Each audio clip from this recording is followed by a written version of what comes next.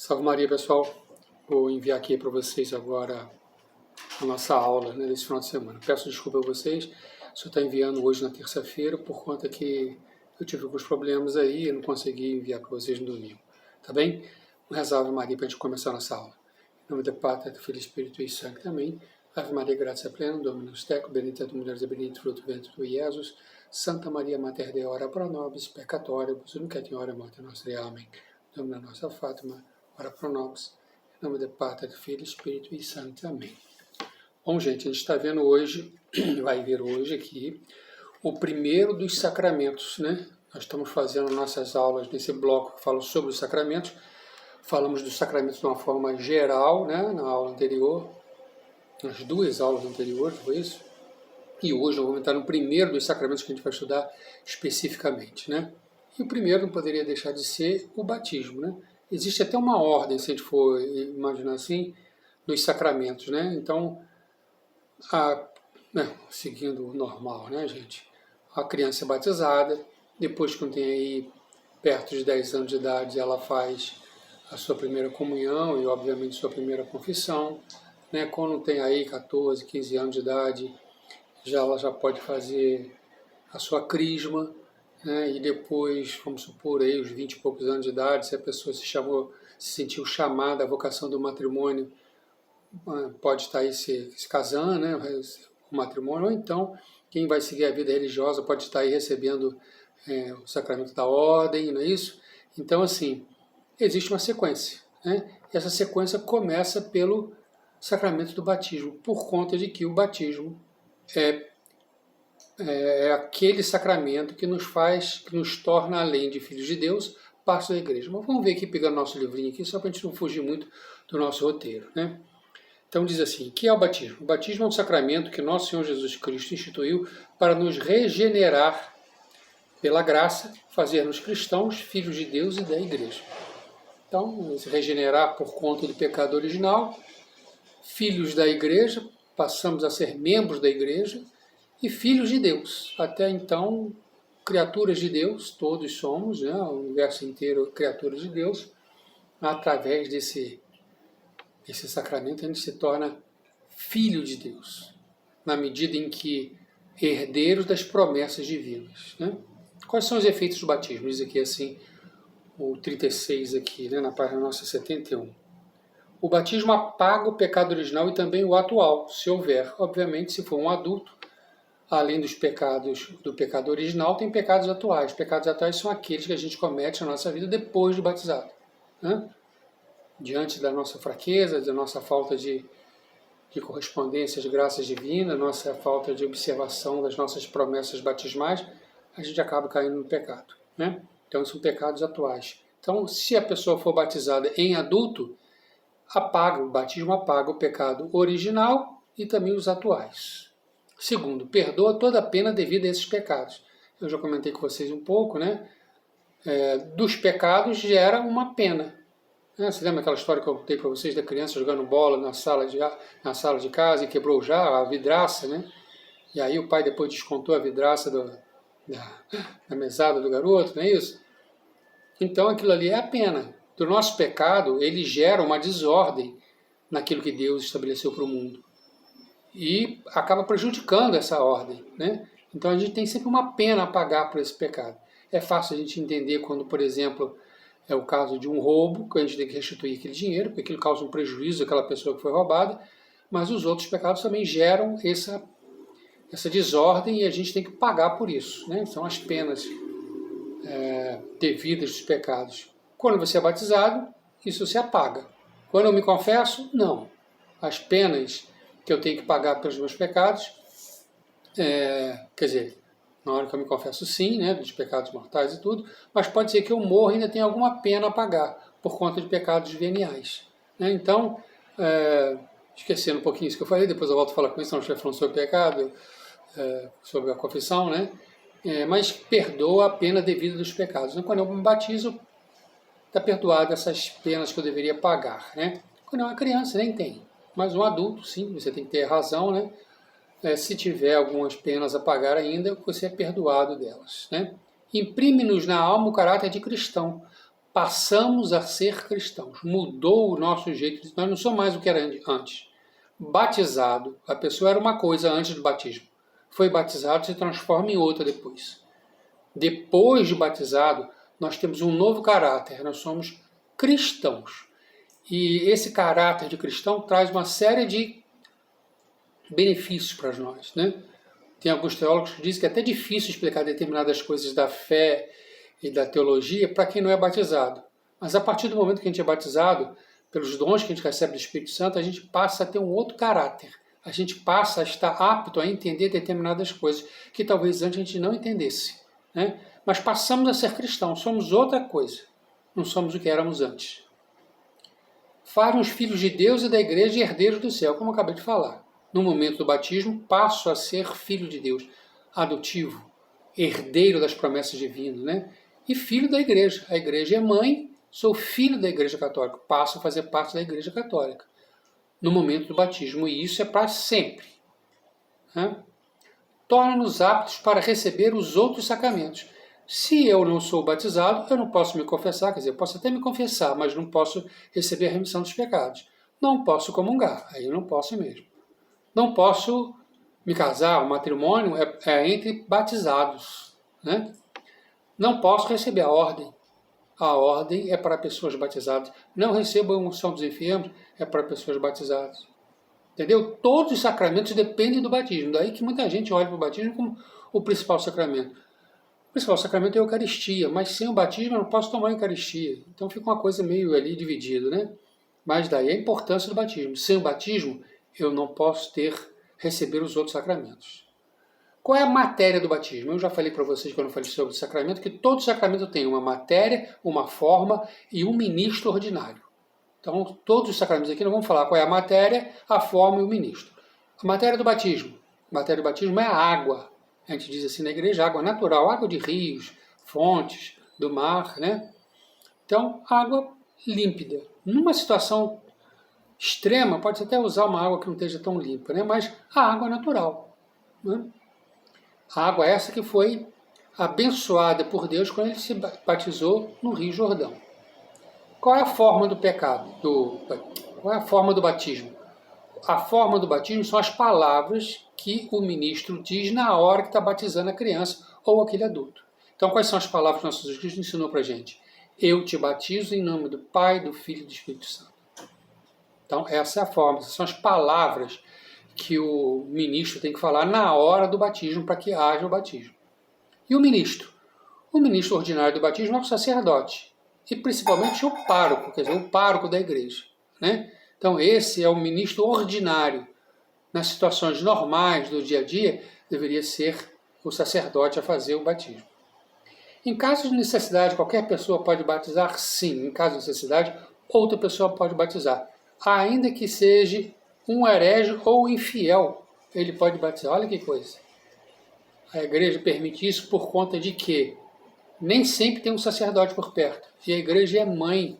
Ela quer que você seja filho dela, que você entre nas promessas divinas, que você se salve. Então a igreja permite isso, até porque quem batiza não é aquela pessoa que está ali. Quem batiza é Deus.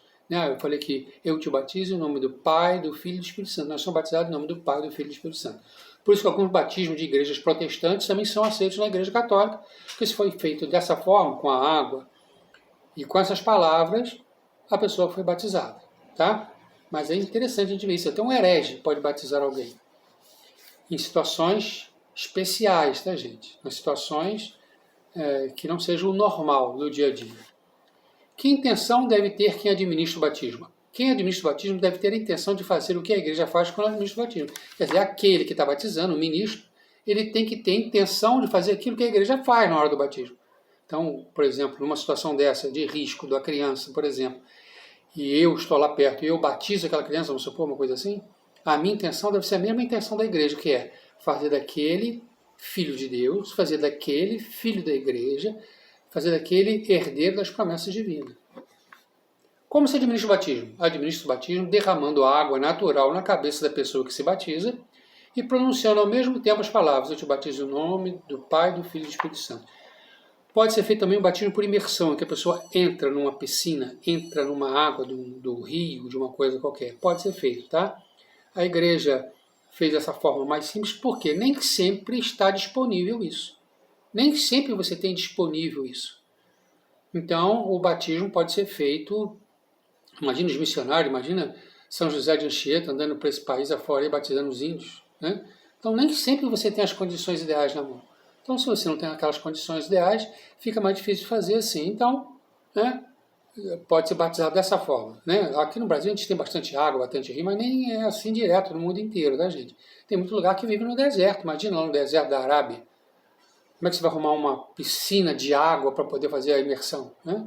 Não é fácil. Então, essa forma é a forma mais simples, de forma que você possa ter o batismo em qualquer igreja, né? Eu queria dizer isso para vocês. O importante é que o batismo, o que pede a igreja, aquilo que seria o mais correto, é o batismo ser feito na matriz da paróquia, onde tem a pia batismal. A pia batismal é o local por excelência aonde se batizam as crianças. Até um dia desse, falando com o padre Rafael Arquette, ele falou comigo que ele chama a pia batismal de útero da igreja, porque dali saem os filhos da igreja. Então, só na matriz que tem, né, para que uma capela tenha, ou um oratório tenha uma pia batismal, tem que ter uma autorização expressa do bispo, né? Então, joga a água, te batiza em nome do Pai, do Filho e do Espírito Santo, tá? Será válido o batismo quando uma pessoa pronuncia as palavras e o outro derrama água? Não. Um derramando água na cabeça e o outro falando? Não. O batismo não será válido se um pronunciar as palavras e o outro puser a água. O mesmo que derrama a água, na hora que ele derrama a água, ele tem que falar: eu te batizo em nome do Pai, do Filho e do Espírito Santo. Tá?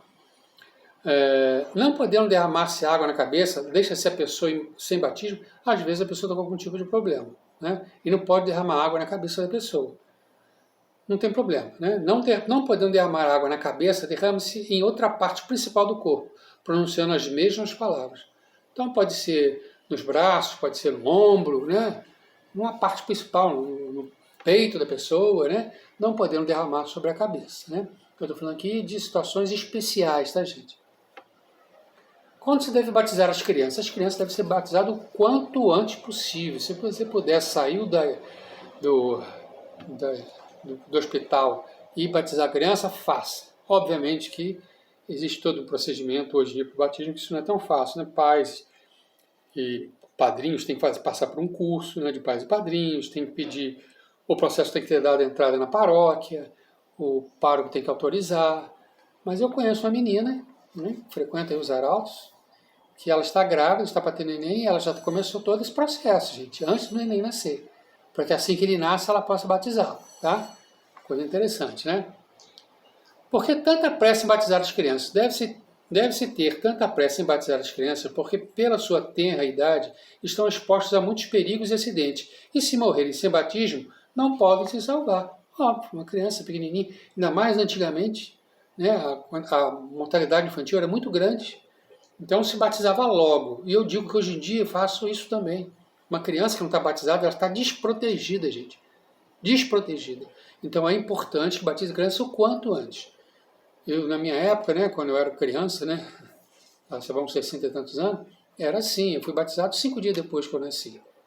Minha prima, acho que eu já contei para vocês, 3 dias depois. Então, batizem o quanto antes. E já que está grávido, vai se preparando para isso, como essa pessoa que eu falei com vocês dos arautos. Pecam então gravemente os pais que se demoram em levar o batismo aos seus filhos? Sim. Pecam gravemente os pais que se demoram em levar ao batismo seus filhos, porque os expõem a morrer sem este sacramento e ficar privados da felicidade eterna. Uma criança não tem ainda consciência. Então ela depende de pai e mãe. Então ela depende de pai e mãe pedir o batismo para ela. Então se um pai fica demorando, uma mãe fica demorando a levar aquela criança para ser batizada, é um grande prejuízo para aquela criança. Ela podia estar vivendo aquela vida na graça de Deus e não está. Olha só, gente. E não está. Poderia estar recebendo ali uma série de benefícios divinos e não está.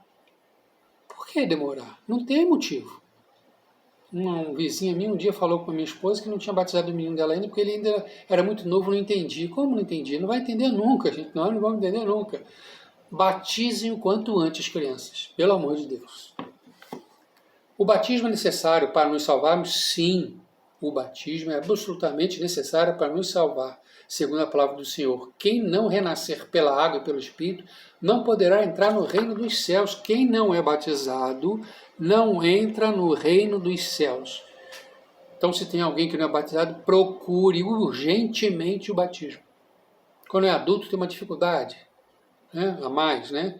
A Diocese de Nova Friburgo, pelo menos até o bispo anterior, pedia 1 ano de formação e que esse batismo fosse feito na Semana Santa. Então, alguns do nosso grupo que estão nessa situação, tá? Mas estão buscando o batismo, ótimo. Não deixe isso passar, gente. Isso é muito importante. Como está dizendo aqui, ó, é absolutamente necessária para nos salvarmos. Aqui fica obrigado quem se batiza. Quem se batiza fica obrigado a professar sempre a fé e a observar a lei de Cristo e da Igreja. Aquele batizado fica na obrigação de viver sua fé dentro da Igreja Católica, seguir nosso Senhor Jesus Cristo e professar sua fé. Olha só que coisa interessante e importante. A Igreja foi constituída para uma missão. Essa missão é de evangelização, é de trazer as pessoas para Cristo, né? Pregando a palavra de Cristo, aquela pessoa se converte e se aproxima de nosso Jesus Cristo e vai viver uma vida de santidade como Deus espera para todos nós.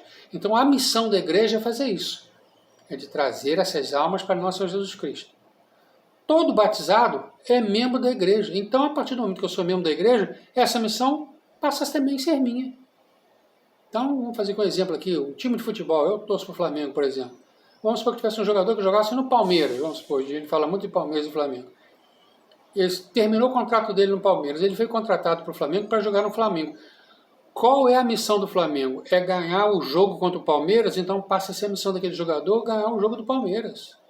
Passa a ser a missão daquele jogador ganhar o Campeonato Brasileiro. Passa a ser a missão daquele jogador ganhar o Campeonato Taça Libertadores. A missão do Flamengo passa a ser a missão dele. A mesma coisa, quer dizer, obviamente, num nível muito mais elevado. Eu, batizado, faço parte da igreja. A missão da igreja agora é minha. E vou ter que viver essa vida de fé e de evangelização da mesma forma que qualquer outro membro da igreja. Obviamente que tem funções diferentes, mas, batizado, aqueles à minha volta, eu vou levar a palavra de Deus, tendo a oportunidade e com muito carinho, com muita atenção, eu vou levar a palavra de Deus. Também é minha missão a partir do momento que eu sou batizado. O que mais obriga quem recebe o batismo? Quem recebe o batismo se obriga a renunciar para sempre a Satanás e suas obras e suas pompas. Então eu sou obrigado a renunciar àquilo que vem de Satanás, aquilo que vem do mal, suas pompas e suas obras. Até aqui embaixo diz o que é pompas e obras, né? Entende-se por pompas e obras de Satanás os pecados, as vaidades, as máximas do mundo que são contrárias às máximas do Evangelho. Eu tenho que lutar contra o mal, rejeitar as coisas do mal, rejeitar as coisas de Satanás e aderir às coisas de Deus, às coisas da igreja. Minha obrigação no momento que eu sou batizado. Não é que eu queira, que eu não queira. Passa a ser minha obrigação. Como passa a ser minha obrigação evangelizar, também passa a minha obrigação denunciar o erro. São Tomás de Aquino tem uma frase muito bonita, que eu me lembro dela 100% assim, mas é mais ou menos o seguinte: se eu não rejeito e denuncio o erro, eu estou concordando com ele. E se eu não proclamo e defendo a verdade, eu estou contradizendo a verdade. Entendeu? Se tem uma verdade e eu não defendo aquela verdade, eu estou contradizendo aquela verdade. Se tem um erro e eu não rejeito, eu estou me alinhando àquele erro. Então eu, batizado, tenho que defender as verdades do Evangelho e imprecar, né? Combater os erros contra a verdade que é nosso Senhor Jesus Cristo. Então eu não posso ouvir alguém falando uma besteira sobre nosso Senhor Jesus Cristo, sobre a igreja, e ficar calado. Como também na oportunidade que eu tenho de expressar a verdade que está no Evangelho, eu devo fazê-lo. Não posso ficar calado. Quem faz essas promessas e renúncias em nome das crianças? São os padrinhos que fazem as promessas e renúncias em nome da criança. Quando é uma criança, o padrinho faz essa promessa pela criança, né? Depois, quando é um adulto, na crisma, a criança, aí já um adolescente, já vai ter a oportunidade de renovar isso, né? Mas quem faz é o padrinho. Então, pais e padrinhos é que estão pedindo o batismo. Então, o pai e o padrinho prometem aquilo, em nome da criança, prometem seguir a Jesus e rejeitar o demônio, tá? E olha só a obrigação do padrinho. O padrinho tem a obrigação de ajudar na formação dessa criança, na fé católica, assim como pai e mãe. Então, pai, mãe e padrinhos têm a obrigação de educar aquela criança na fé católica, para que aquela criança possa crescer e tomar amanhã ou depois, renovar essas promessas por ela mesma, com o seu entendimento. A função do padrinho é muito importante, a função da madrinha é muito importante. Somos obrigados a cumprir essas promessas e renúncias que por nós fizeram os padrinhos? Sim. Somos obrigados a cumprir essas promessas e renúncias que por nós fizeram nossos padrinhos. Então, se o padrinho fez por mim, não foi eu que falei, eu sou obrigado a seguir. Tá? Batizado, eu sou obrigado a seguir.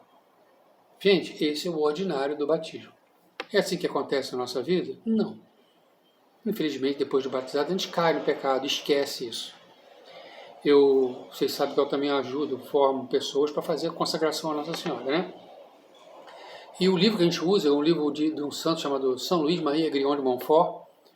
Ele fala uma parte sobre essa questão do batismo, das promessas batismais. Das promessas e das renúncias, né, batismais. E ele explica bem isso aí, e vários concílios da igreja confirmam isso, que a maior parte, para não dizer tudo, né, da decadência do mundo vem de um esquecimento, e não esquecimento não é só assim, esqueci o que eu falei, não, esquecimento daquilo que eu falei e dos meus compromissos feitos na hora do meu batismo, das promessas batismais. Quem foi crismado ou quem foi batizado em adulto, quando fez isso, fez por si só. A criança, pai, mãe, o padrinho, né, como eu falei aqui, fazem por ele, mas depois, na sua formação, vão entendendo aquilo, que aquelas promessas foram feitas.